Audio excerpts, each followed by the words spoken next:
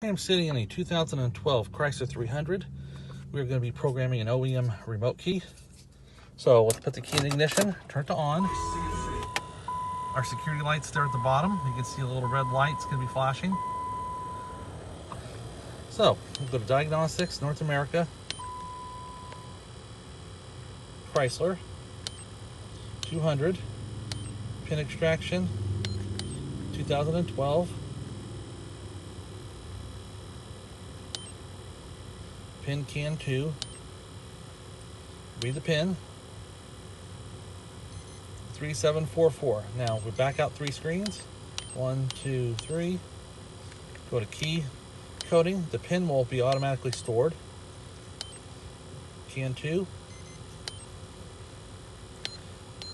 Just go to hit program key. There's your pin.